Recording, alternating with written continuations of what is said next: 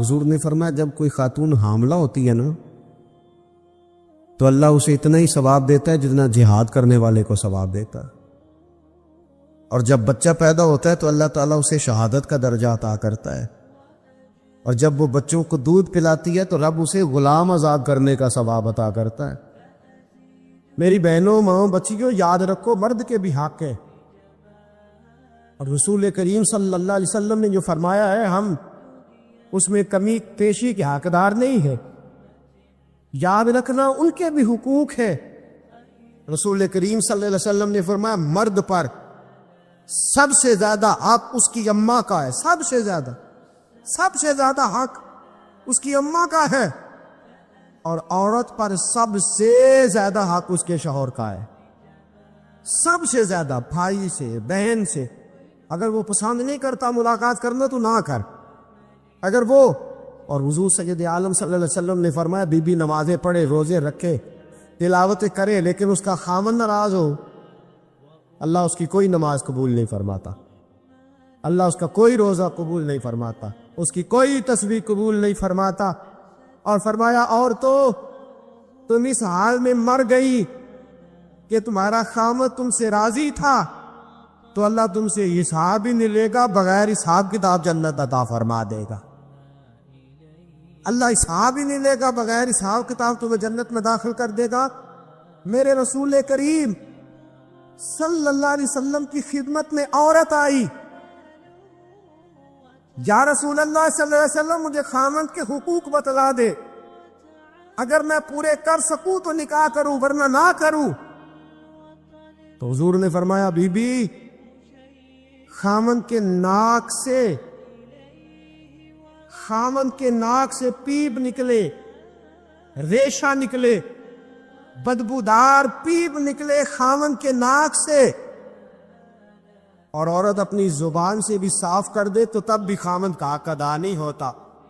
اور پھر میرے رسول کریم صلی اللہ علیہ وسلم نے فرمایا اگر میں کھول کے تمہیں خاوند کے حقوق بتلاؤں تو فرمایا خاوند کے پاؤں کی مٹی کو تم اپنے چہرے پہ ملنا سعادت سمجھو، اور فرمایا میں اگر کسی کو حکم دیتا کہ خدا کے علاوہ کسی کو سجدہ کرے تو میں عورتوں کو حکم دیتا کہ اپنے خاوند کو سجدہ کرو، اگر میں یہ نہیں فرمایا نبی کو سجدہ کرو، یہ نہیں فرمایا پیغمبر کو کرو، ولی کو کرو، غوث، کتب، ابدال، عالم، فاضل، شیخ، مفتی، نہ، فرمایا میں عورت کو حکم دیتا کہ اپنے خاوند کو اپنے لیے مسجود بنا لے۔ میرے عزیزو یاد رکھیے گا اتنا بڑا حق، اتنا بڑا، اور یاد رکھیں یہ مطالبے صرف بی بی سے نہ کیا کریں، کہ تو میرا یہ بات بیٹی کو سکھائیں، یہ بہن کو سکھائیں۔ ہم لاڈ کر کے ماتھا چوم کے چیزیں دے کے ہم یہ کہتے ہیں تو بڑے لاڈوں سے پلی ہوئی ہے۔ یاد رکھیے گا میرے دوستو، اس کو سکھاؤ۔ عورت اگر تکلیف میں وقت گزارنا سیکھ گئی تو بات بن گئی، وہ اگر برداشت کرنا سیکھ گئی تو بات بن گئی۔ اور یاد رکھے میرے اعلیٰ حضرت نے فرمایا جس بیوی میں قوت برداشت پیدا ہوگی اللہ اس کی دنیا بھی اس کے لیے وسیع کر دے گا، آخرت میں بھی جنت میں مکان بڑا ہی عطا فرمائے گا، دنیا بھی وسیع کر دے گا اس کے لیے، بس وسیع کر دے گا دنیا۔ فرمایا اگر اس کا خاوند اس کے ساتھ اچھا سلوک نہیں کرے گا تو اولاد ضرور اچھا سلوک کرے گی، اولاد ضرور اچھا سلوک کرے گی۔ تو بی بی اپنے خاوند کا حق ادا کرے۔ میرے رسول کریم صلی اللہ تعالی علیہ وسلم نے فرمایا خاوند اگر بلائے اور بیوی کی روٹیاں تنور میں جل رہی ہوں تو چھوڑ دے، پہلے خاوند کی بات سنے۔ فرمایا خاوند اپنے بستر پہ بلائے اور اگر بیوی نے آنے سے انکار کر دیا اور بیوی نہ آئی، ساری رات فرشتے اس عورت پر لعنتیں برساتے رہیں گے، ساری رات لعنتیں برسائیں گے فرشتے۔ اور فرمایا لعنتی ہے وہ عورت جو اپنے خاوند کی عیب ڈھونڈ کے دوسروں کو بتلاتی ہے، ڈھونڈ کے کہتی ہے یہ بھی کرتا ہے، یہ بھی کرتا ہے، یہ بھی کرتا ہے، یہ بھی کرتا ہے۔ فرمایا ملعون ہے جو ڈھونڈ ڈھونڈ کے عیب بتلاتی ہے۔ میرے رسول پاک علیہ السلام نے فرمایا دنیا ایک دولت ہے اور دنیا کی بہترین دولت ایک نیک بیوی ہے۔ اگر تجھے نیک عورت مل گئی، اگر تجھے نیک عورت مل گئی تو یاد رکھنا پھر تیرے لیے سب سے بہترین متاع تیرے ہاتھ آ گئی۔ عورت یاد رکھے اس کی جنت، اس کے وہ کہتے ہیں نا بیٹے کی جنت ماں کے قدموں کے نیچے، اور عورت کی جنت یہ جس طرح ماں پہ پابندی نہیں نا کہ ماں نمازی ہو تو جنت قدموں کے نیچے ہے، ماں حافظہ ہی ہو تو جنت نیچے ہے، ماں ہمیشہ نیک ہو تب بھی، ماں کسی طرح کی بھی ہو، لیکن بیٹوں کی جنت ماں کے قدموں کے نیچے ہی ہوتی ہے۔ تو بیوی یاد رکھ، شوہر تیرا کسی طرح کا بھی ہو، تیری جنت شوہر کے قدموں سے ہی وابستہ ہے، تیری جنت اسی۔ اور پھر پڑھے لکھے ہونے کا مطلب یہ کوئی نہیں کہ میں طلاق لے لوں اور میں جناب میں نے BA کیا ہوگا، میں روٹی پکا کے کھا سکتی ہوں، مجھے تیری ضرورت نہیں، میرا بھائی بڑا رئیس ہے، میرے ابا جی کے بعد بڑے پیسے ہیں، مجھے کما کے دے لیں گے۔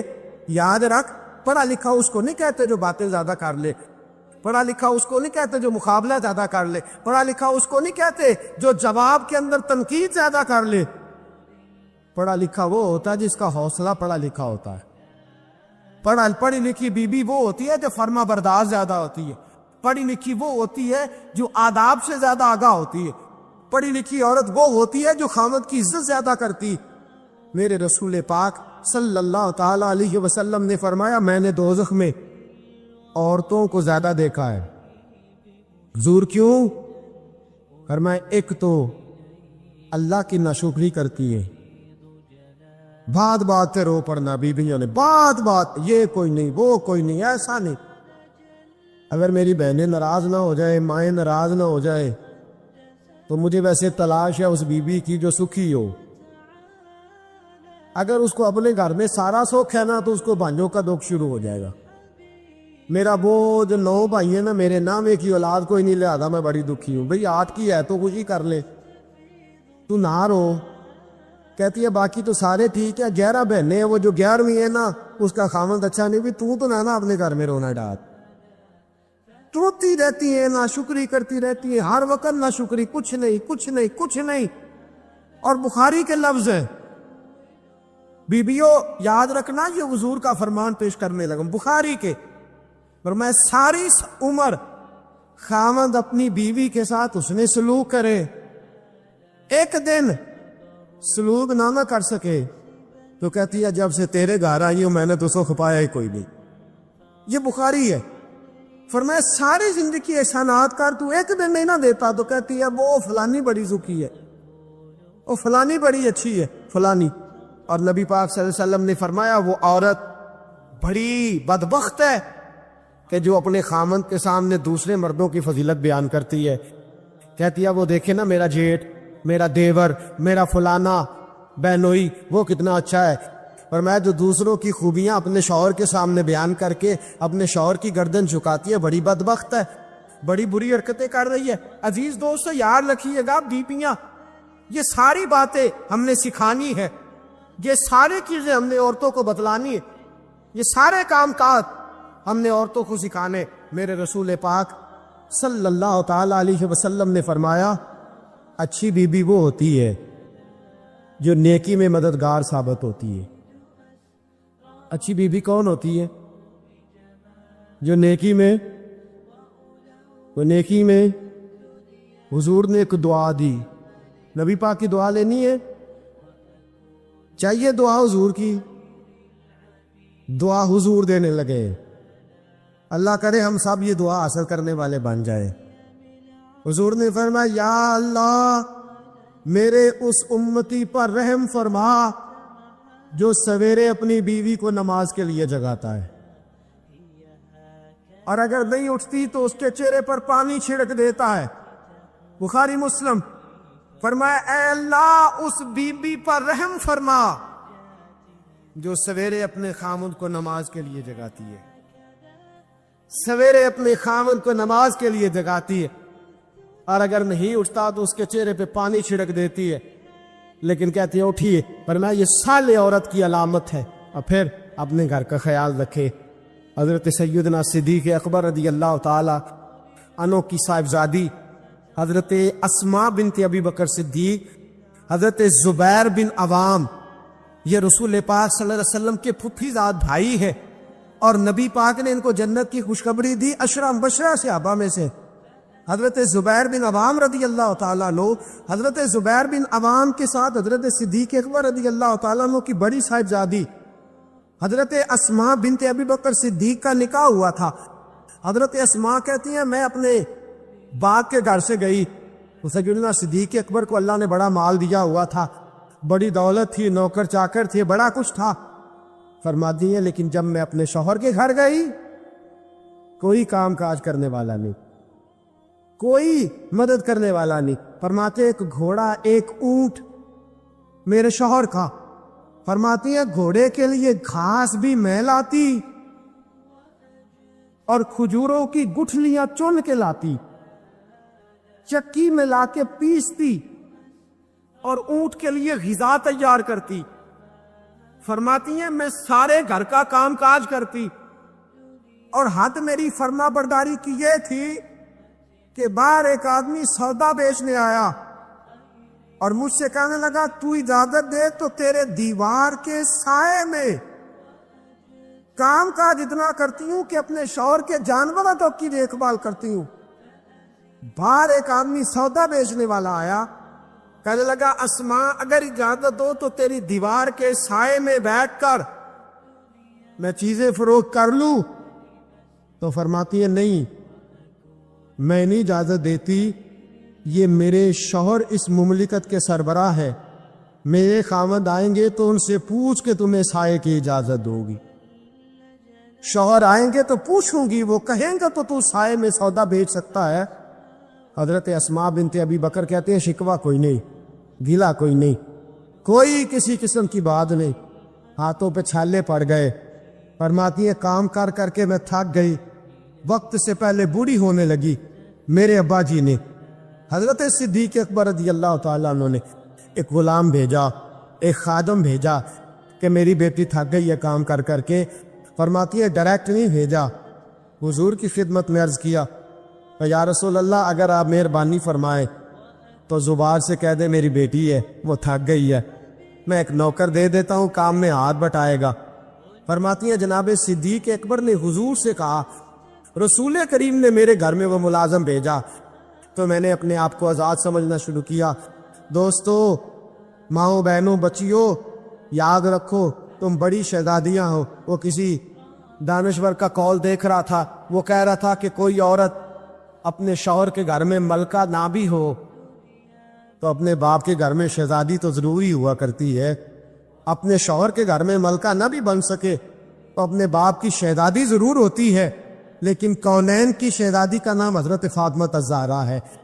سیدہ فاطمہ الزہرا رضی اللہ تعالیٰ میں چکی پیستی ہے۔ حضرت فاطمہ اور میرے دوستو جتنے بھی گھر کے کام بی بی کر لے، کبھی چھالے دیکھے آپ نے کسی کے ہاتھوں میں؟ شہزادی کونین کے ہاتھوں میں چھالے ہوتے تھے۔ علامہ سبوری نے لکھا ہے اتنی پریشانی کا عالم ہے، غربت ہے، شہزادی کونین کہ دو جہاں کے شاہ ہے، پاس کچھ رکھتے نہیں، دو جہاں کی نعمتیں ہیں ان کے خالی ہاتھ میں۔ ایک دن حضرت علی سے شکوہ کوئی نہیں کہ آپ خرچہ نہیں دیتی، کہنے لگی مجھے پتا ہے آپ کے پاس وسائل زیادہ نہیں، اگر چرخہ لا دے، حضرت فاطمہ فرماتی ہیں چرخہ لا دے تو میں سوت بنا کے آپ کا ہاتھ نہ بٹا دوں، میں آپ کا چکی پہلے پیستی ہیں، آٹا پہلے گوندتی ہیں گھر میں۔ علامہ سبوری نے لکھا ہے کہنے لگی چرخہ لا دے، حضور چرخہ لے کے آئے، حضرت علی چرخہ لائے، سیدہ فاطمہ نے چرخہ بھی چلانا شروع کر دیا، چکی پیس کے، بچے پال کے، آٹا گوند کے، سارے کام کر کے، ساتھ چرخہ بھی۔ 6 دینار کا سود پہلی دفعہ بکا، توجہ ہے آپ کی؟ 6 دینار پہلی دفعہ بکا۔ فرماتی ہیں ایک لسٹ دی حضرت فاطمہ نے علی یہ 6 دینار لے جاؤ اور بازار سے یہ سودے لا دو۔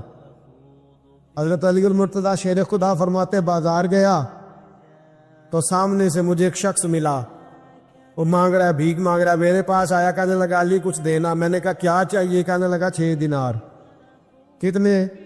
فرماتے ہیں الہی ماجرا کیا ہے؟ جیب میں ہاتھ ڈالا، یہ مصطفیٰ کا گھرانہ ہے، یہ رسول اللہ کا گھرانہ ہے، اور تیری نسل پاک میں ہے بچہ بچہ نور کا، تو ہے نے نور تیرا، سب گھرانہ ہی نور کا۔ رسول پاک کے داماد مقتدر نے جیب میں ہاتھ ڈالا، 6 دینار دے دیے۔ فرماتے ہیں دل میں خیال آیا کہ گھر جا کے فاطمہ کو کیا جواب دینا، اس نے تو محنت کر کے کمائے تھے۔ فرماتے ہیں میں نے رخ پھیرا تو ایک آدمی بھاگا بھاگا آ رہا ہے، کہنے لگا انت علی، آپ علی ہیں؟ میں نے کہا ہاں میں علی ہوں۔ نام من انتا، تو کون ہے؟ کہتے میں بازار نہیں جانتا، تو کون ہے؟ کہنے لگا یہ چھوڑیے، آپ نہیں جانتے، میں تو آپ کو جانتا ہوں۔ آپ کو سارا زمانہ دیواریں ہلتی رہتی ہیں اور در کانپ جاتا ہے، علی کا نام سن کے اب بھی خیبر کانپ جاتا ہے۔ فرمایا میں تو آپ کو جانتا ہوں نا۔ ہاں کیا بات ہے؟ کہنے لگا مجھے سفر پہ جانا پڑا، یہ اونٹ بیچنا ہے، خریدیں گے؟ کتنے کا؟ کہنے لگا 100 دینار۔ فرمایا میرے پاس تو پیسے نہیں۔ کہنے لگا جب ہوں گے دے دینا۔ جب حضرت علی کہتے ہیں میں نے اس سے لگام پکڑی، وہ چلا گیا، میں نے رخ پھیرا ہی تھا، ایک بندہ آگے کہنے لگا جی اونٹ بیچیں گے؟ اونٹ بیچیں گے؟ میں نے کہا بیچنا ہے، کیا دو گے؟ کہنے لگا آگے گیا، پیچھے گیا، اونٹ کے دائیں گیا، بائیں گیا، کیا لیں گے؟ میں نے کہا آپ بتائیے۔ کہنے لگا جی 160 دینار۔ خریدا کتنے کا؟ اور ادھار بیچا کتنے کا؟ اور نگد؟ فرماتے ہیں میں نے اس کو دیا، 160 دینار لیے۔ اب میرے دل میں خیال ہے وہ جس سے خریدا تھا وہ مل جائے تو واپس تو کر دوں۔ فرماتے ہیں میں ڈھونڈنے لگا، ڈھونڈتے ڈھونڈتے مجھے مل گیا۔ میں نے کہا پکڑ اپنے پیسے۔ 100 دینار اس کو دیا، 6 دینار کا سودا خریدا، 54 دینار جیب میں ڈالے، لا کے سیدہ فاطمہ کی گود میں رکھے۔ میں نے کہا فاطمہ 54 دینار، پاک نبی کی پاک بیٹی، عزت والے رسول کی عزت والی بیٹی۔ یہ نہیں فرمایا کہ جو آتا ہے جہاں سے مرضی لا، میرے خرچے پورے کر، یہ نہیں فرمایا۔ کالی میری جرت نہیں پوچھ سکوں، اور میں چاہتی ہوں میرے بچوں کے گلے سے جو لقمہ اترے حلال کا اترے۔ میں پوچھ سکتی ہوں 54 دینار کہاں سے آئے؟ حضرت علی کہنے لگے کونین کے بادشاہ کی بیٹی، 100 دینار تیرے، 6 دینار تو درویش اور فقیر لے گیا، 100 دینار کا اونٹ خریدا، 160 کا بیچا، 6 کا سودا لے آیا، 54 واپس لے آیا۔ بیٹیاں بیٹیاں ہی ہوتی ہے، بیٹیاں بیٹیاں ہی ہوتی ہے۔ بیٹی 7 سمندر پار بھی ہو تو خیر اپنے ابا جی کے گھر کی مانگتی رہتی ہے، بیٹیاں بیٹی ہوتی ہے۔ حضرت فاطمہ کہنے لگی جائیے پہلے جا کے حضور کو تو بتا کے آئیے، اس برکت کے بارے میں حضور کو تو بتلا کے آئیے۔ شیر خدا کہتے ہیں مسجد نبی میں قدم رکھا، خیال آیا، خیال آیا، خیال آیا، مسلمان نیک و بد پہچان جاتے ہیں، محمد آدمی کے دل کی باتیں جان جاتے ہیں۔ فرماتے خیال آیا، رسول کریم نے مسکرا کے فرمایا علی دیکھا میری بیٹی کے 6 دیناروں کی برکت، دیکھا میری شہزادی کے 6 دیناروں کی برکت۔ فرمایا تجھے پتا ہے بیچ کون گیا ہے اور خرید کون گیا ہے؟ کہا سونیا میں نہیں جانتا۔ فرمایا جو اونٹ بیچنے آئے وہ میکائیل تھے اور جو خرید کے لے گئے وہ جبریل امین تھے۔ فرمایا جو آئے وہ جبریل، جو آئے بیچ گئے میکائیل تھے، اور جو لے گئے اور بندوبست کرا رہا تھا میرا مولا خدا قدبیر مجلس بود، بندوبست کرا رہا تھا میرا رب، میرا رب بندوبست کرا رہا تھا۔ بہنوں بیٹیوں، فرمایا جو بھی اچھے عمل کرے چاہے مرد ہو چاہے عورت ہو، وَهُوَ مُؤْمِن، شرط یہ ہے کہ مومن ہو۔ فَلَنُحْيِيَنَّهُ حَيَاةً طَيِّبَةً، فرمایا ہم اسے پاکیزہ زندگی عطا فرما دیں گے،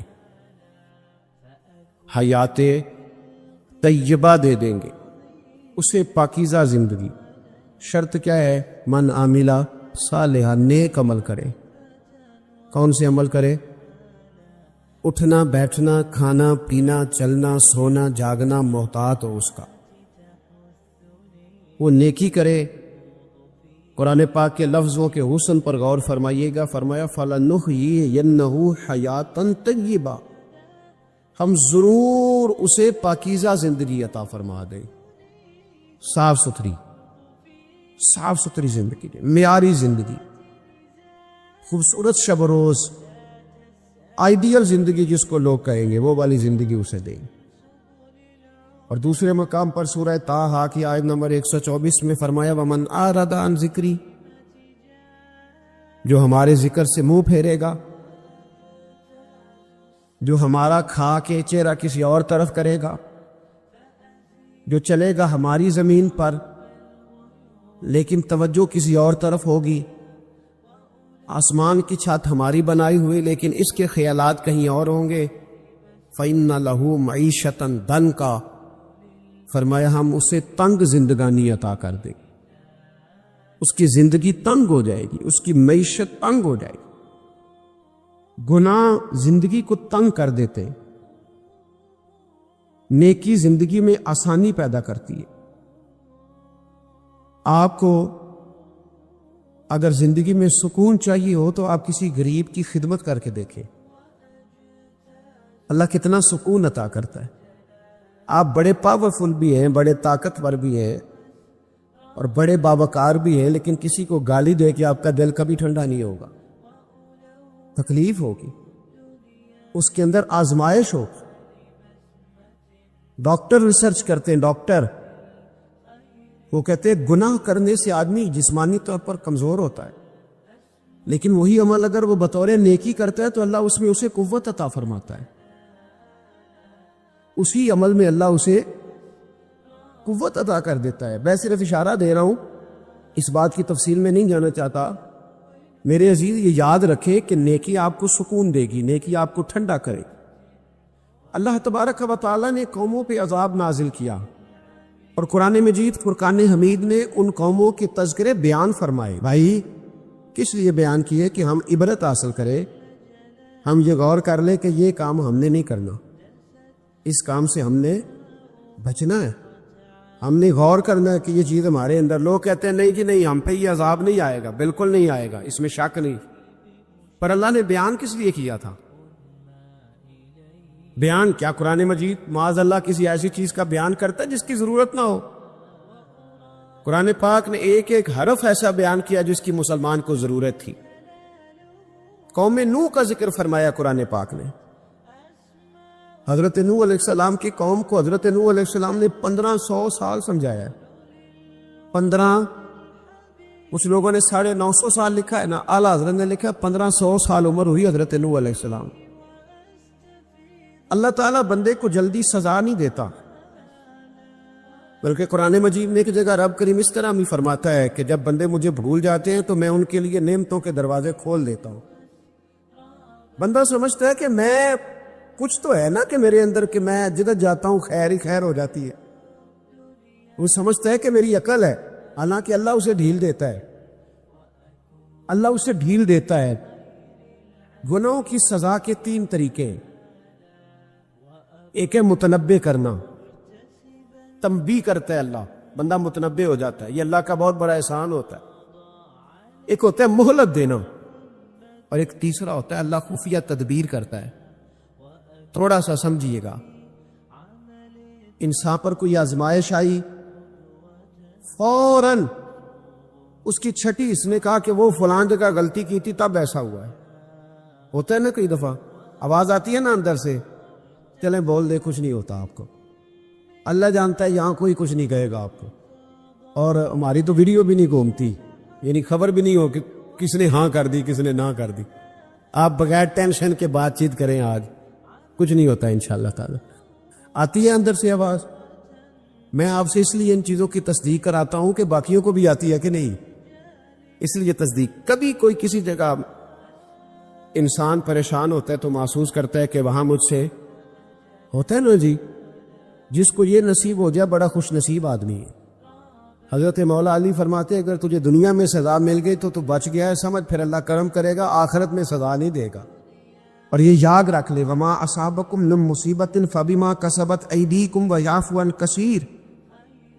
اللہ فرماتے ہیں دنیا میں تجھے جو بھی تکلیف پہنچتی ہے وہ تیرے ہاتھوں کے کرتوتوں کی وجہ سے پہنچتی، ویعفو عن کثیر، فرمایا کثیر گناہ تو میں ویسے ہی معاف کر دیتا ہوں۔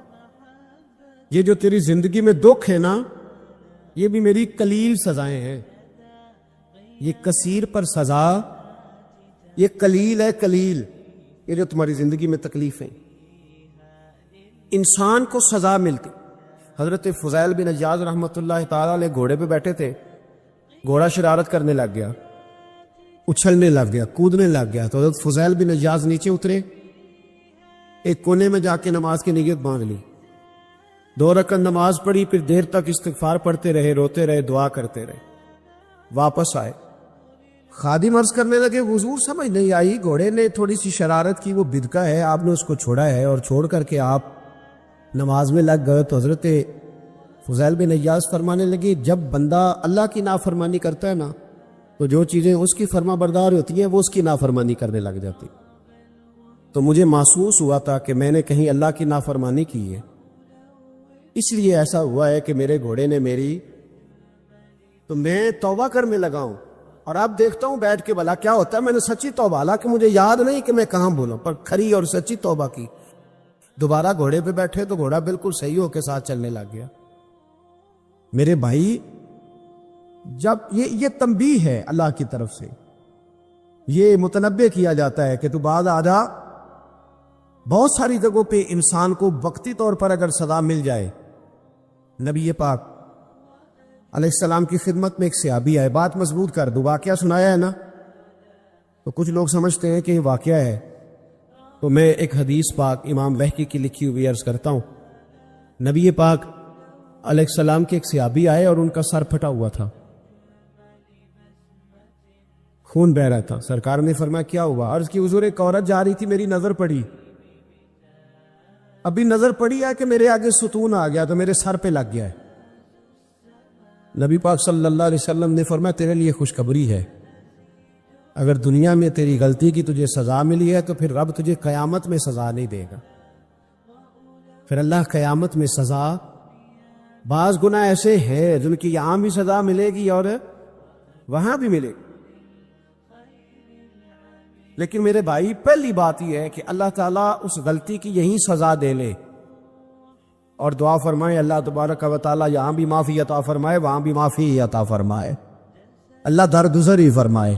لیکن میرے بھائی ایک سزا یہ ہوتی ہے کہ انسان جب گناہ کرنے لگتا ہے تو اللہ نعمتوں کے دروازے کھولتا ہے، مہلت دیتا ہے۔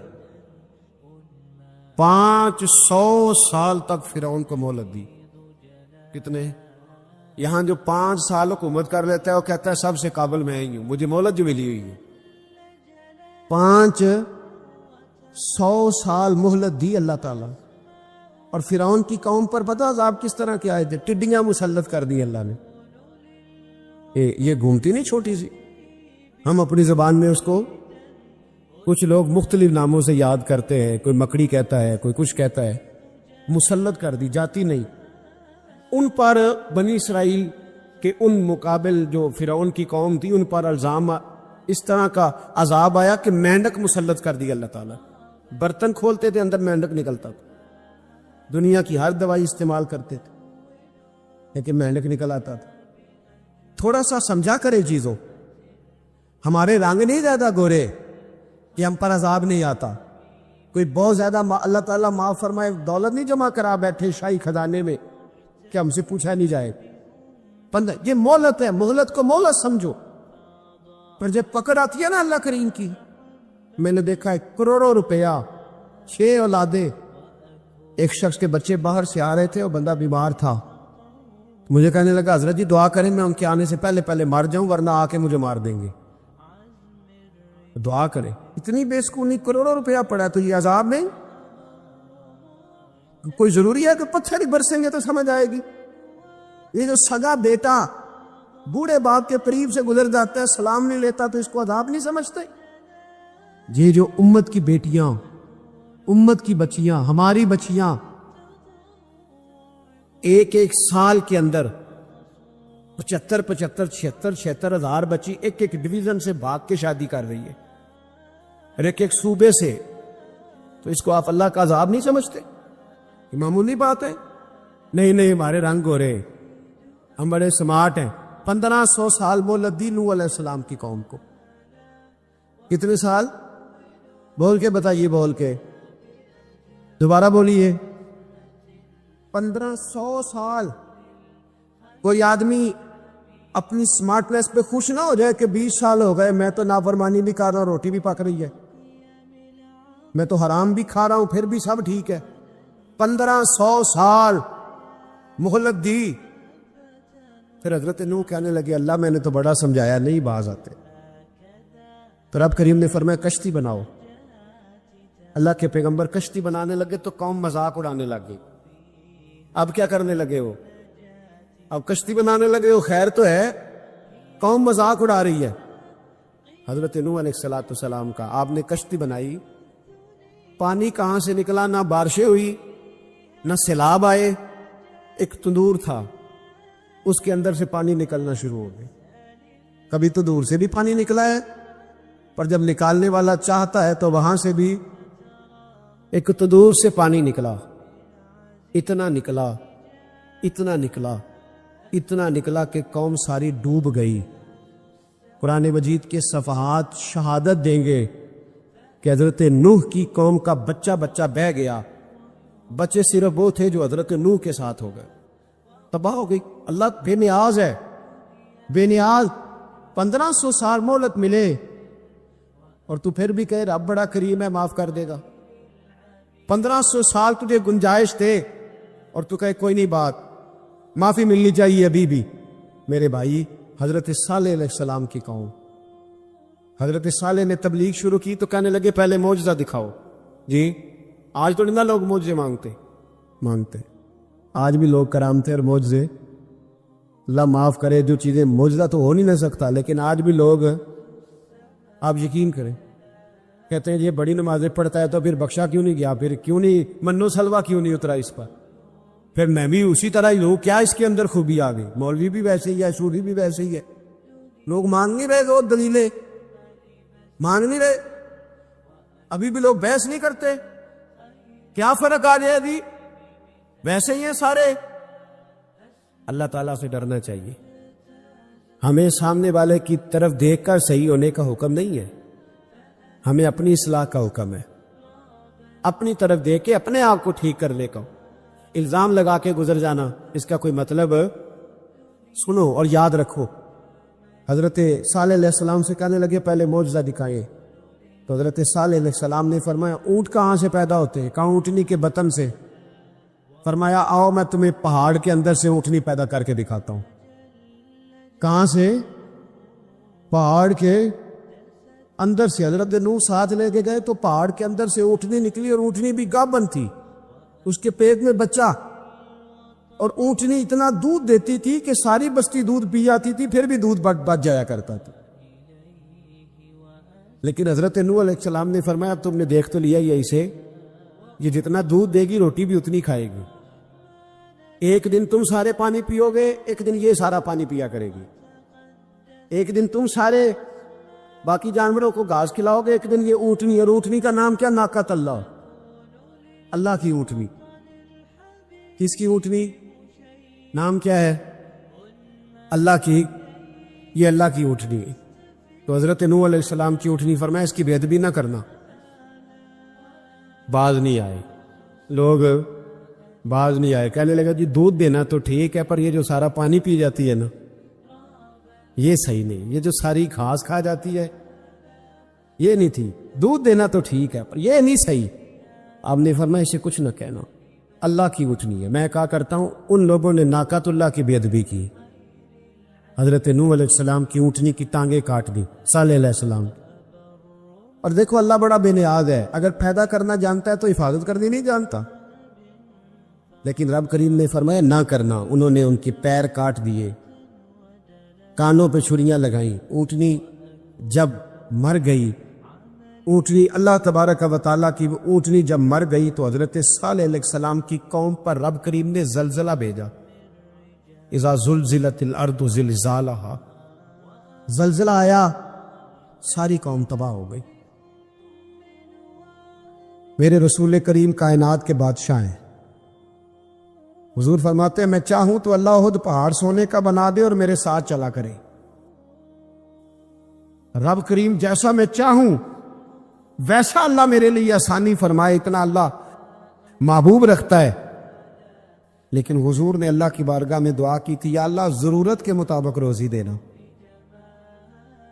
اے اللہ میرے اہل بیت کو ایک وقت روٹی دینا، ایک وقت کا فاقہ دینا، یہ دعا مانگی تھی۔ مانگے ہاں آج ہم بھی اپنی اولاد کے لیے یہ دعا، یہ بھی سنت ہے، اس کو بھی ادا کرو۔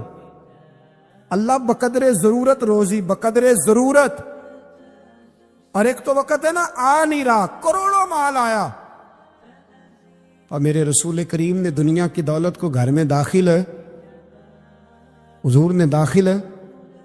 ادھر دیکھو میری طرف، حضرت عمر فاروق جیسا دلیر آدمی، جناب عمر کہتے ہیں صحیح بخاری میں صحیح مسلم میں حدیث ہے، فرماتے ہیں میں حضور کے کمرے میں داخل ہوا، حضور آرام فرما تھے، اللہ کے رسول جب اٹھے نا میرے لیے کہ عمر آیا ہے، محبوب عزت دیا کرتے تھے نا، کہتے ہیں حضور جب اٹھے تو موٹے بان کی چارپائی تھی نبی پاک کی، موٹے بان کی، اور فرماتے حضور کی کمر پر موٹے موٹے نشان بنے ہوئے تھے۔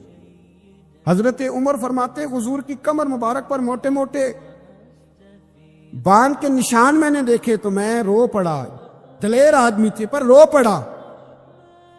عرض کی یا رسول اللہ صلی اللہ علیہ وسلم کیسر و کسرا کے بادشاہ موجیں کر رہے اور آپ اللہ کے نبی ہو کے اس تکلیف میں؟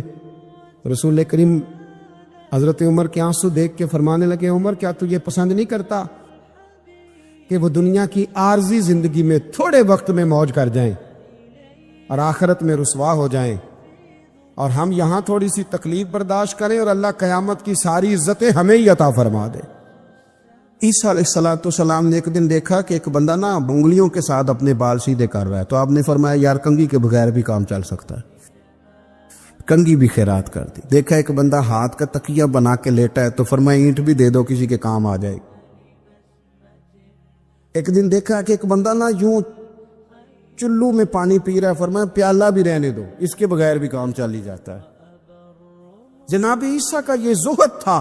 میرے نبی پاک علیہ السلام نے فرمایا جس نے جناب عیسیٰ کا زہد دیکھنا ہو وہ میرے ابو ذر غفاری کو دیکھے،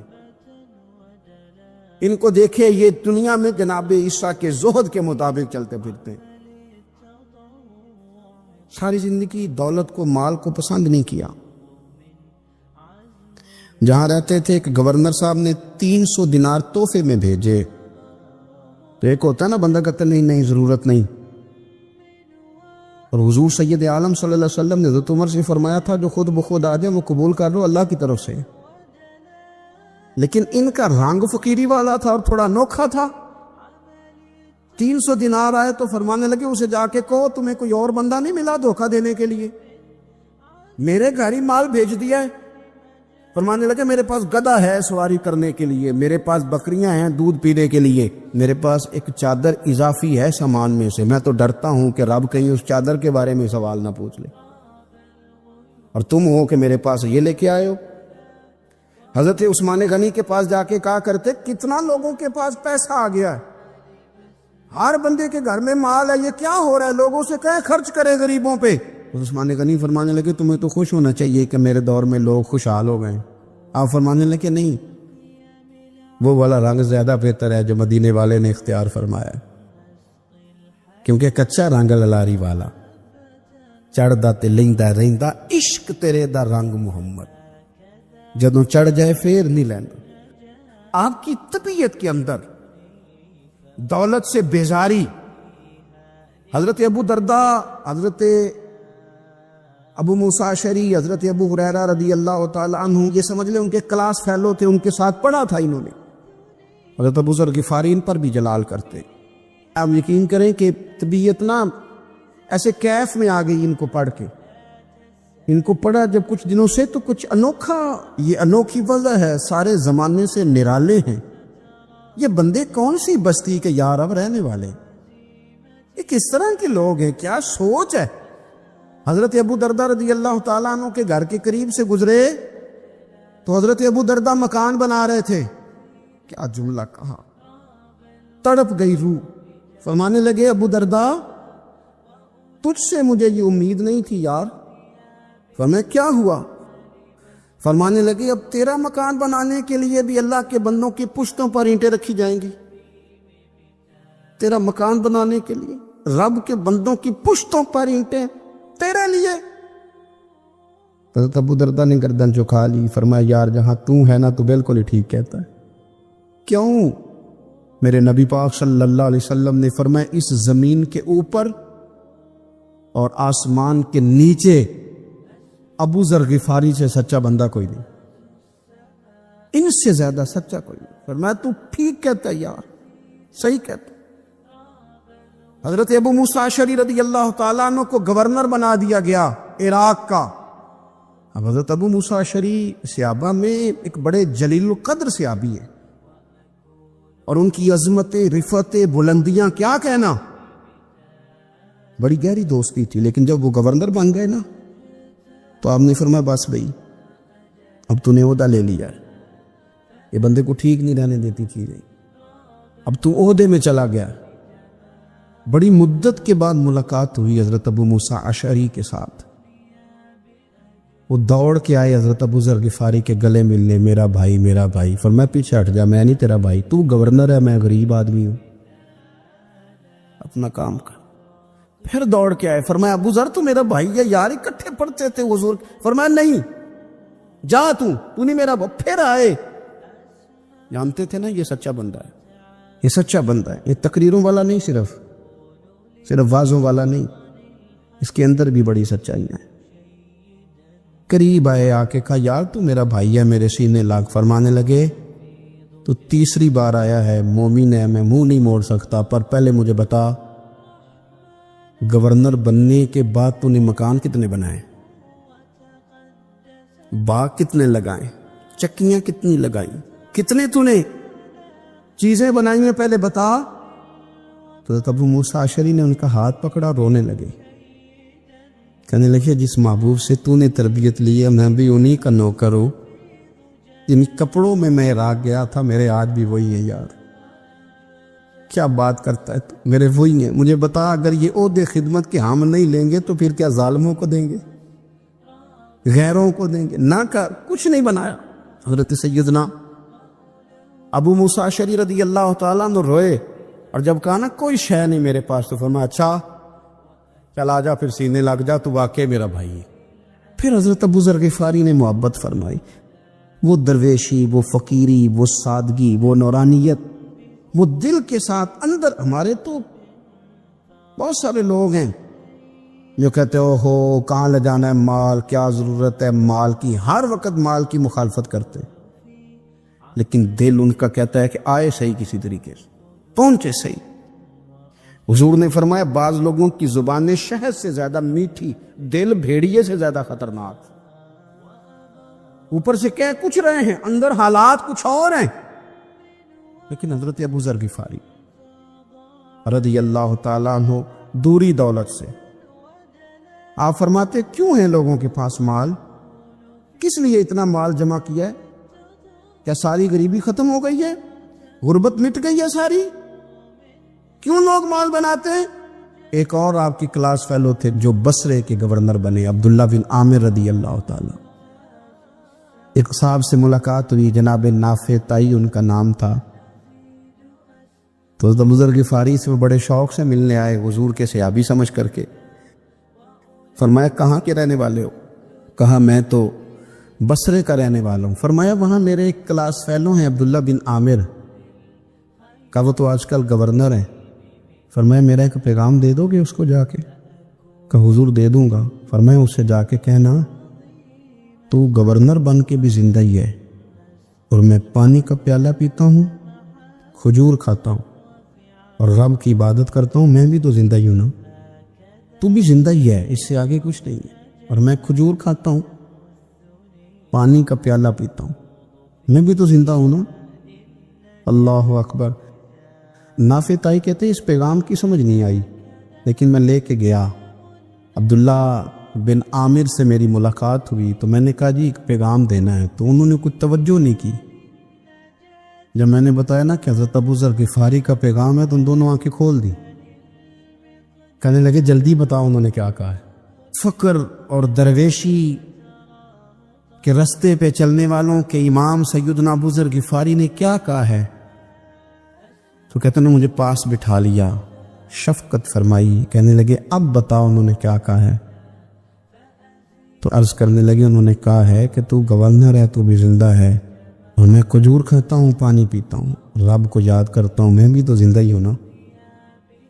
کہنے لگے ایک دفعہ پھر کہا انہوں نے کہا تھا کہ میں کھجور کھاتا ہوں، پانی پیتا ہوں، عبادت کرتا ہوں، میں بھی تو زندہ، کہا ایک دفعہ پھر کہتے ہیں تیسری دفعہ کہا تو وہ اتنا روئے کہ انہوں نے چادر میں منہ چھپا لیا۔ کہنے لگے یار وہ ٹھیک ہی کہتا ہے، صحیح کہتا ہے، اتنا مال، اتنے عہدے، اتنی چیزیں، اتنا کچھ جمع کر کے رکھا ہے، ان کا حساب دینا، ان چیزوں کی اللہ کے حضور کیا عذر پیش کریں گے، کس طرح رب کی بارگاہ میں بتائیں گے کیا وجہ تھی، کن چکروں میں ہم نے زندگی گزار تھی۔ سیدنا ابو ذر غفاری رضی اللہ تعالیٰ عنہ نے اپنی حیات مبارکہ ساری کی ساری فرماتے تھے کہ ہم نہیں عمل کریں گے تو کون کرے گا، وہ خاص سادگی، وہ خاص۔ اور پتہ میرے نبی پاک نے کیا فرمایا؟ فرمایا مجھے میرے رب نے حکم دیا ہے کہ میں 4 لوگوں سے پیار کروں۔ اللہ اکبر، کاش کبھی آپ اس حدیث کے جملوں کو سمجھیں۔ او یار اللہ نے حکم دیا ہے، محبوب پیار کرے، حضور کس سے؟ تو پہلے 3 مرتبہ نبی پاک نے ایک شخص کا نام لیا، فرمایا علی سے، علی سے، علی سے، پھر فرمایا ابو ذر غفاری سے، پھر فرمایا جناب مقداد سے، پھر فرمایا سلمان فارسی سے۔ رب نے مجھے کہا ان سے پیار کرو، حضرت ابو ذر غفاری۔ تو بھوک کے موقع پر نا اونٹ پہ بیٹھے تھے، پیچھے رہ گئے، اونٹ پر بیٹھے تھے تو پیچھے رہ گئے، اونٹ سست تھا، تھک گیا، چل نہیں رہا تھا۔ حضرت ابو ذر غفاری رضی اللہ تعالیٰ عنہ پہلے تو اسے لے گئے یہ گاؤں میں کہ اونٹ بیمار ہو گیا، اس کا علاج کرایا، لیکن جب وہ ٹھیک نہ ہو سکا نا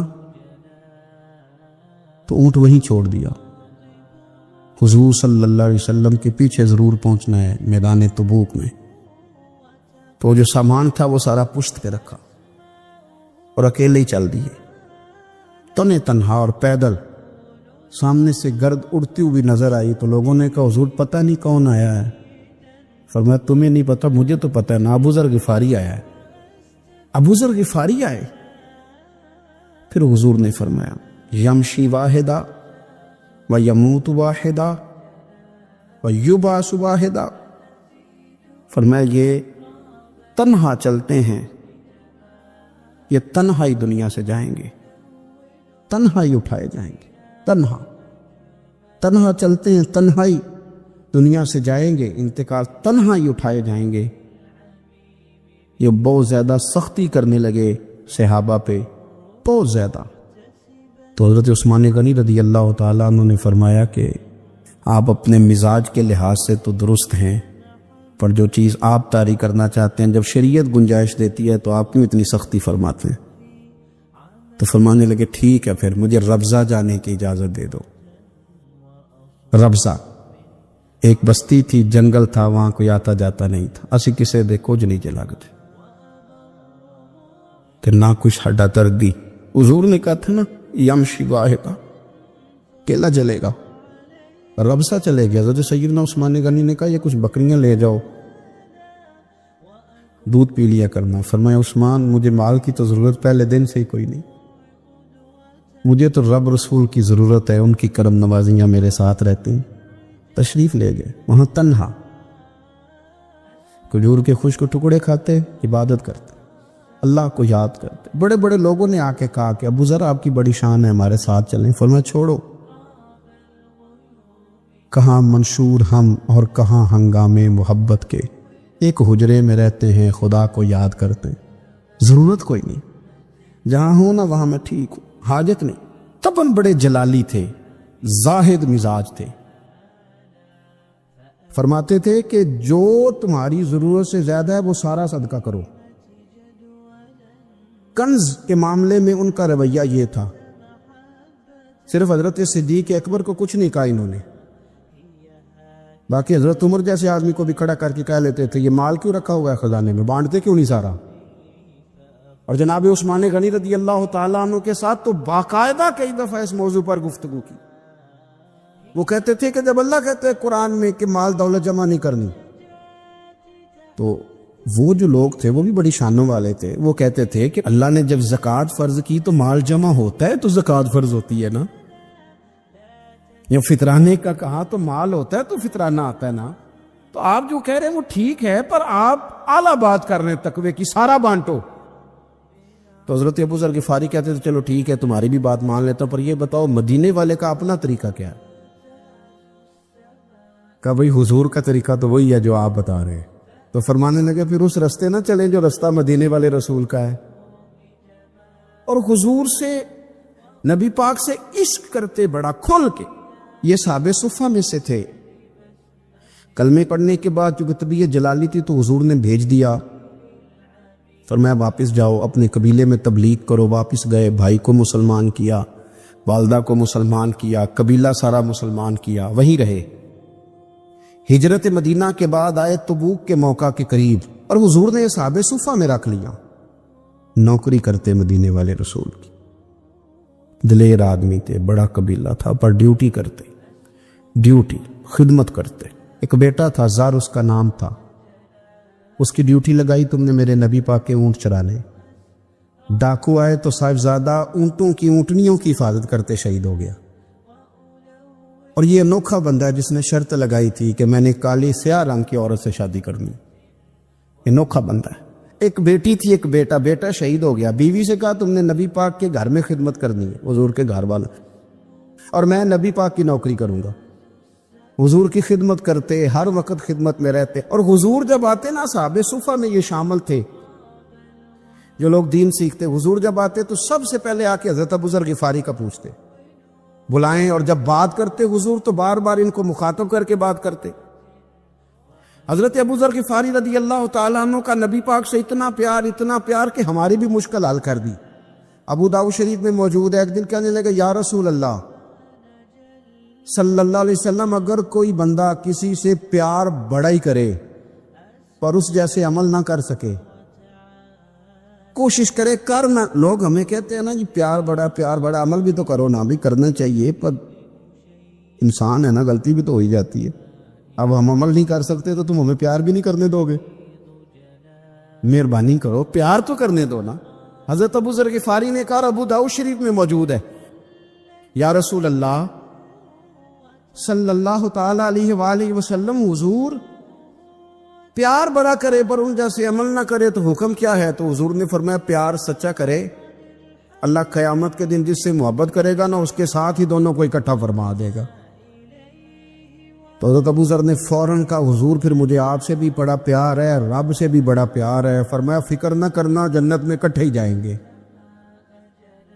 اتنی محبت رسول پاک کی ذات کے ساتھ حضور کی نوکری کرنے، ایک دن خدمت کرتے کرتے سو گئے۔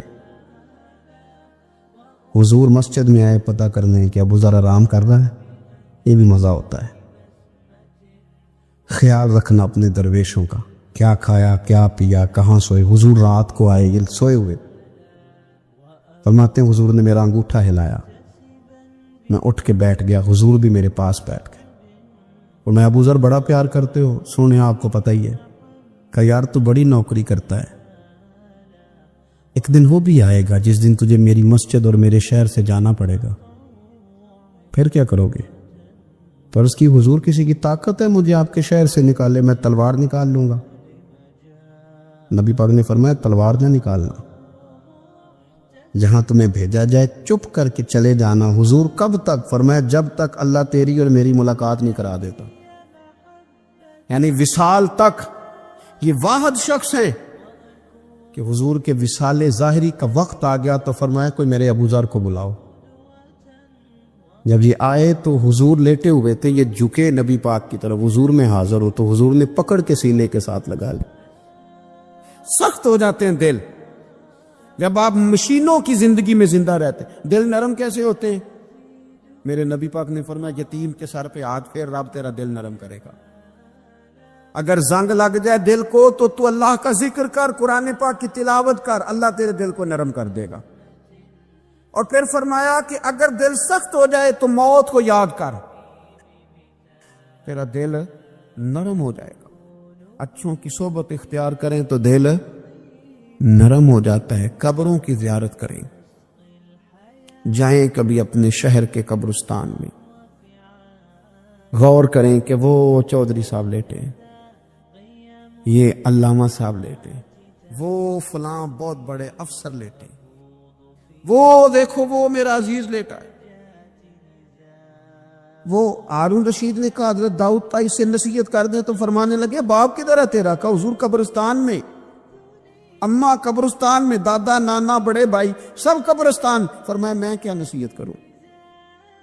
او پہ دس دیاں نی قبراں جنہ تے پھول پے, تو ادھروں کوئی بھی نہیں آمدا, تے ادھروں لکھاں گئے, تے سہ جوڑ سنگت دے ڈٹھے, سہ جوڑ 100 سال کی دوستیاں, سہ سال سنگت دے ڈٹھے, او تکو آخر وتھاں پئیاں, اور جنہ بعد جسی پل نہیں سنجیندے, ایک پل نہیں سنجیندے, پھر وہ شکلاں بھی یاد نہ رہیاں. سہ جوڑ. کہا یہ کوئی کم ہے دل کو نرم کرنے کے لیے تیرے پاس موت کا تذکرہ قبروں کی جائے کو تھوڑی ہے. یہ چیزیں دل نرم کرتی ہیں, یاد نرم کرتی ہیں چیزیں دل. سختی طبیعتوں کی, مزاجوں کی سختی, دوسروں کے بارے میں ڈاٹے جذبات, ہمارے رویے ڈاٹے, ہماری طبیعتیں سخت. حضرت عبداللہ ابن مسعود رضی اللہ تعالیٰ عنہ نے ایک شخص کو جنازے کے موقع پہ ہنستا ہوا دیکھ لیا, فرمایا آج کے بعد تیرے ساتھ کلام نہیں کروں گا. جس کا جنازہ دیکھ کے بھی دل نرم نہیں ہوا اور قبرستان دیکھ کے بھی دل نرم نہیں ہوا, وہ تو سخت دل بندہ, سخت دل بندے سے دوستی کبھی نہیں رکھوں گا. میں تو درد دل والوں سے پیار کروں گا, تیرے ساتھ میں کلام نہیں کرتا. تو کس طرح کا شخص ہے بھائی جسے یہاں آ کے بھی ہنسی آ رہی ہے, مذاق سوچ رہا؟ تو دل کی نرمی. میرے نبی پاک صلی اللہ علیہ وسلم نے نا دل پر, ہم نے نا کپڑوں پر بڑی محنت کی, ہم نے چہروں پر بڑی محنت کی, ہم نے اپنے ظاہر کو سنوارنے پر بڑی, ہم نے اپنے آپ میں بڑے بڑے لفظ یاد کیے, بڑی کہانیاں یاد کی, پر دل کے لیے محنت, اس پر محنت ہی نہیں کی. اعلیٰ حضرت فاضل بریلوی کتنے بڑے عالم ہیں, 1000 کتاب کے مصنف, اور ان کے فتاوی موجود ہیں کہ جس بندے کا تلفظ ٹھیک نہ ہو, یعنی جو ضروری قواعد ہیں وہ قرآن پاک کے جس کو نہ آتے ہوں, اس کے پیچھے نماز نہیں. جو ہا اور ہا میں فرق نہیں کر سکتا, حمزہ اور عین میں فرق نہیں کر سکتا, وہ الفاظ کا معنی بگاڑ دے گا. لیکن اعلیٰ حضرت چونکہ صوفی ہیں, درویش ہیں, علم کے ساتھ تو ایک اور رنگ بھی بیان کرتے. وہ کہتے ہیں یہ نہ ہو کہ صرف تو حروف کے ہیر پھیر میں لگا رہے, سغرے کبرے ٹھیک کرتا رہے, دارابا یادرب کے چکر میں پڑا رہے, اور دل پر تو توجہ ہی نہ دے. فاضل بریلوی رحمت اللہ علیہ فرمانے لگے کہ 2 علماء نے قرآن ایک درویش کے پیچھے نماز پڑھی, تو مستحب جو قواعد تھے نا جن کے بغیر نماز, وہ ٹھیک نہیں تھے ذرا ان کے. تو وہ کہنے لگے دیکھا جی اتنے بڑے پیر صاحب ہیں اور ان کی تو قرات ہی ٹھیک نہیں, تلفظ ہی ٹھیک نہیں. حالانکہ لفظ تاثیر سے بنتے ہیں, تلفظ سے نہیں. لفظ تاثیر سے بنتے ہیں, تلفظ سے نہیں. اہل دل آج بھی ہیں اہل زبان سے آگے. انہوں نے کہا جی بابا جی کا تو تلفظ ہی ٹھیک نہیں. اعلیٰ حضرت نے لکھا ہے ملفوظات شریف میں, فرماتے ہیں پھر وہ نہ نہانے کے لیے چلے گئے نماز پڑھ کے فارغ ہو کے, تو وہ پانی میں اتر گئے تو شیر ان کے کپڑے اٹھا کے لے گیا. اب کتنی کو دیر پانی میں رہتے, نکلے بھی تو کیسے نکلے, شرم آتی ہے. مختصر لباس پہن کے وہ غسل کرنے کے لیے گئے تھے, اب پانی میں سردی, کتنی کو دیر بندہ پانی میں رہے. لوگوں نے آ کے کہا حضور وہ آپ کے مہمان تو الجھ گئے, بڑے بری طرح پھنس گئے. مہربانی فرمائے ان کو تو بچائیں، وہ تو سخت الجھن میں۔ کہ کیا ہوا؟ کہنے لگے وہ شیر کپڑے لے گیا اور وہ پانی میں ہے، اب کچھ تو ہونا چاہیے۔ تو وہ بزرگ گئے، جا کے نہ دور کھڑے ہو کے شیر کو آواز دی، شیر کو۔ حضور کے صحابی تھے نا حضرت سفینہ، قافلے سے رستہ بھول گئے، ایک سائیڈ پہ ہو گئے تو سامنے شیر آ گیا۔ میں نے کہا ہے لیکن جب آ جائے تو، جب شیر سامنے آ جائے، جب سامنے آ جائے پھر پتہ چلتا ہے کہ یہ تو واقعی آ گیا ہے، پھر انداز اور ہوتا ہے۔ حضرت سفینہ کے سامنے شیر ہی آ گیا، مشکات میں شیر آیا۔ اب کوئی بھاگتا ہے، کوئی چڑھتا ہے درخت پہ، کوئی لکڑی اٹھاتا ہے، کوئی اسلحہ پکڑتا ہے۔ حضرت سفینہ فوراً بولے، کہنے لگے او شیر، ذرا خیال کرنا میں رسول اللہ کا غلام ہوں۔ پھر آکھیا شیر سفینہ تائی جا رہا یار آ جان دے، اور جڑے غلام رسول اللہ دے اسی غلام ہونا دے۔ شیر دم ہلاتا رستہ چھوڑ گیا، اور بابا جی بھی گئے، فاضل بریلوی کہتے ہیں شیر کو آواز دی، شیر دوڑا آیا، آگے کہنے لگے وہ ہمارے مہمانوں کے کپڑے لے گیا، تجھے شرم نہیں آتی؟ تو شیر کپڑے اٹھا کے واپس لایا۔ ان علماء کو،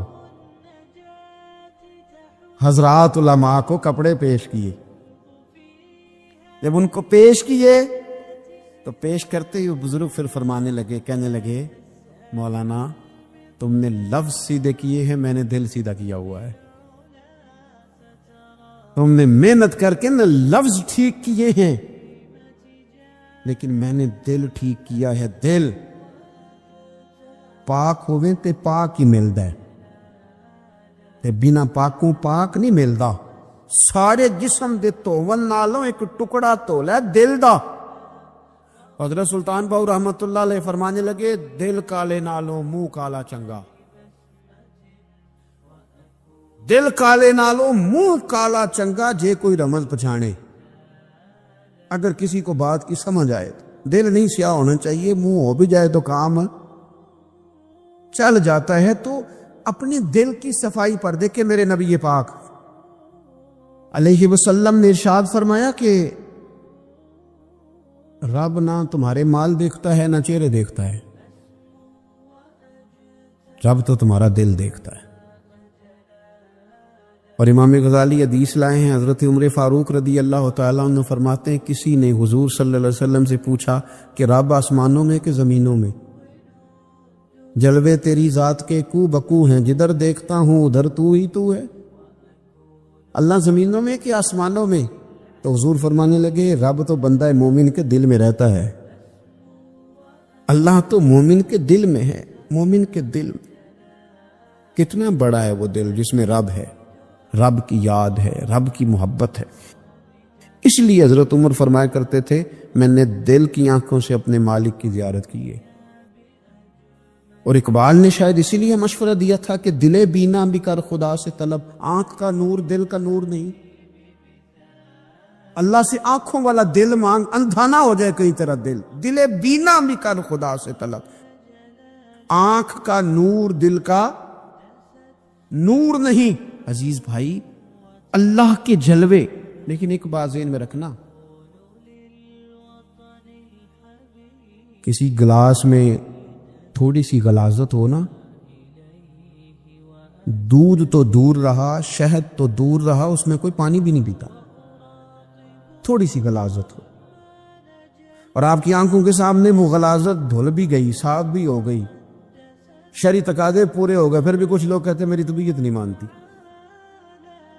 میرا دل نہیں مانتا۔ صحیح کہہ رہا ہوں میں؟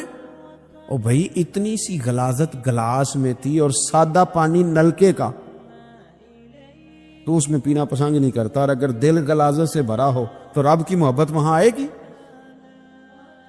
خدا اپنا قرب وہاں رکھے گا۔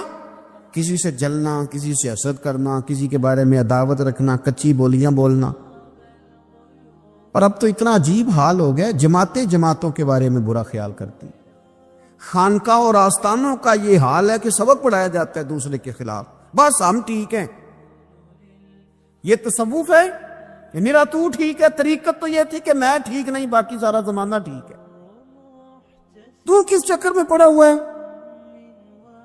اعلیٰ حضرت فاضل بریلوی رحمۃ اللہ تعالیٰ علیہ کے ایک درویش تھے، تو فاضل بریلوی رحمۃ اللہ سے کہنے لگے میں نے مرید ہونا ہے، فرمانے لگے پتر جلدی نہ ہو، جا سارا زمانہ دیکھ،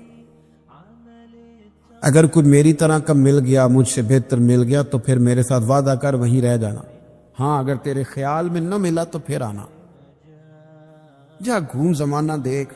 یہ کیا بات ہوئی کہ آپ نفی کرنے لگے سارے زمانے کی اور کہیں صرف میں ہی ٹھیک ہوں،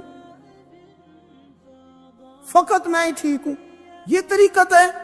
اور تصوف والے تو لوگ یہ کہا کرتے تھے میں تے بندہ ٹھگ جے لوکو، میں تے بندہ چور، اور جس دا خلقت کلمہ پڑھ دی او محمد ہور۔ وہ لوگ تو نفی کرتے تھے، وہ لوگ تو نفی کرتے تھے اپنی، کہتے تھے میں کوئی شے نہیں، میں تے بندہ ٹھگ جے لوکو، او میں تے بندہ چور۔ میاں محمد بخش صاحب رحمۃ اللہ علیہ، ایک عالم نگار نے لکھا تھا کہ وہ کچھ لوگ نا سکھ ہندو یہاں رہتے تھے تو ان کا نام محمد تھا چونکہ، تو بات کو شبہ پڑ گیا کہ شاید جن کا لوگ کلمہ پڑھتے ہیں نا مسلمان، معاذ اللہ یہ وہ والے، تو میاں صاحب اپنے بارے میں کیا کہ او میں تے بندہ ٹھگ جے لوکو، میں تے بندہ چور، جس دا خلقت کلمہ پڑھ دی او محمد ہور، او میں تو ایک ٹھگ ہوں۔ حضرت میاں شیر محمد صاحب شرک پوری رحمت اللہ علیہ سرتاج ہیں اولیاء کے، پیر سید اسماعیل شاہ صاحب بخاری حضرت کرما والا شریف والے، وہ کہتے ہیں میں بیعت ہونے کے لیے جب شرک پور شریف آ رہا تھا تو رستے میں مجھے ایک بزرگ مل گئے، تو مجھے کہنے لگے کدھر جا رہے ہو؟ کون ہو؟ میں نے کہا میں سید ہوں اور میاں صاحب سے بیعت ہونے جا رہا ہوں، تو مجھے کہنے لگے وہ تو دنیا دار ہے، جیبوں میں ہاتھ ڈالتا ہے لوگوں کی، تو سید ہو کے رائن کے پیچھے کیا لینے جا رہا ہے؟ جیڑا بلے نو سید آکھے دوزخ ملن سزائیں، جیڑا بلے نو رائیں آکھے او جنت پینگا پائیں، کیونکہ رانجا رانجا کر دی نی میں ہوں آپ ہی رانجا ہوئی، رانجا یاکھن ساری میں ہیر نہ آکھے کوئی۔ وہ تو کدھر جا رہا ہے؟ کہتے میں نے کہا بابا زیادہ باتیں نہ کر، ناراض ہو جاؤں گا۔ کہتے بابے نے کئی دفعہ رستے میں مجھے منع کیا نہ جانا نہ جانا، فلانی جگہ چلا جا فلانی جگہ، لیکن میں چلا گیا، میری طلب صادق تھی۔ جب میں باہر جا کے بیٹھا تو اندر سے بلاوا آیا کہ میاں صاحب نے بولا، اندر گیا تو یہ تو وہی بابا جی ہیں جو مجھے روک رہے تھے، تو میاں جی خود ہیں حضرت میاں صاحب، کہنے لگے بیلیا تینوں بڑا موڑیا پر تو مڑیا ہی نہیں۔ وہ تو روکتے تھے، اپنی نفی کرتے تھے، دل صاف دوسرے کے بارے میں، نظریہ صاف، کسی کے بارے میں خیر کا جملہ، کسی کی وکالت کرنا، کسی کا عیب چھپانا، کسی کے بارے میں اچھے لفظ بولنا، یہ مومن کی شان ہے۔ مومن کا دل ایسے سونا، میرے نبی پاک صلی اللہ تعالی علیہ وسلم نے فرمایا یہ میرا زید بن حارثہ ہے، اس کا دل اللہ نے نور ایمان سے بھر دیا ہے، ایمان سے دل بھر دیا رب تعالیٰ نے۔ ایک دن صبح صبح حضور نے پوچھا، اور داتا صاحب نے اس کو لکھا ہے، نبی پاک نے پوچھا آج تم نے صبح کس طرح کی؟ عرض کی یا رسول اللہ اس حال میں کہ میں پکا مومن ہوں۔ حضور نے فرمایا تو پکا مومن ہے، کس طرح؟ کہنے لگے یا رسول اللہ میں اس طرح کا مومن ہوں کہ سونا اور مٹی میرے لیے برابر ہے، پیسے آ جائیں تب بھی کوئی ٹینشن نہیں، نہ آئیں۔ حضرت زید بن حارثہ رضی اللہ تعالیٰ عنہ عرض کرنے لگے سونا اور مٹی برابر ہے، کوئی پرواہ نہیں۔ تو حضور نے فرمایا تیرے ایمان کی دلیل؟ عرض کرنے لگے یا رسول اللہ میرے ایمان کی شان اور دلیل یہ ہے کہ میں یہاں زمین پہ بیٹھ کے نظر اٹھاؤں تو میری نظر اللہ کے عرش تک جاتی ہے، میں بتا سکتا ہوں کہ جنتی جنت میں جا رہے ہیں اور راضی ہیں، جہنمی جہنم میں جا رہے ہیں اور چیخ رہے ہیں، میں بتا سکتا ہوں۔ حضور نے فرمایا پھر اس کی حفاظت کر۔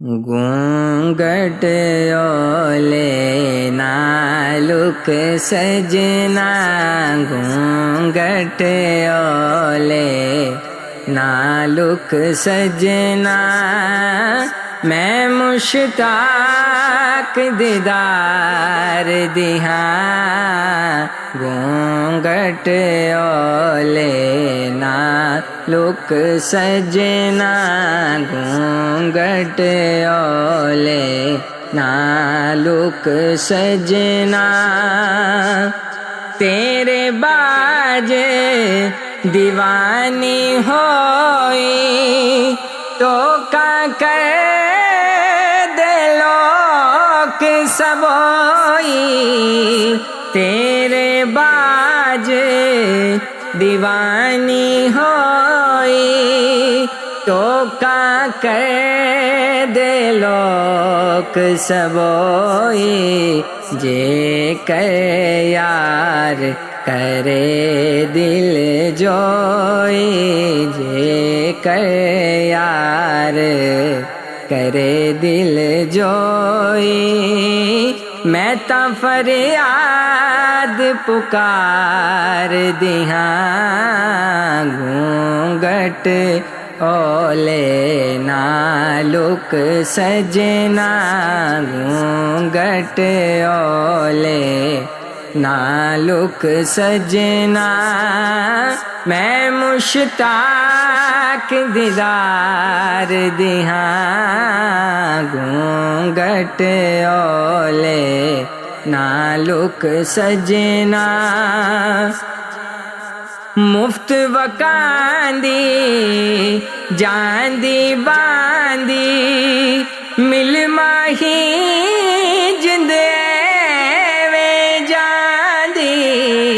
مفت وکاندی جاندی باندی مل ماہی جند میں جاندی ایک دم ہجر نہیں میں ساندی ایک دم ہجر نہیں میں ساندی بلبل میں گلزار دیہاں گونگٹ اولے نا لک سجنا گونگٹ اولے نا لک سجنا میں مشتاق دیدار دیہاں گونگٹ اولے نا لک سجنا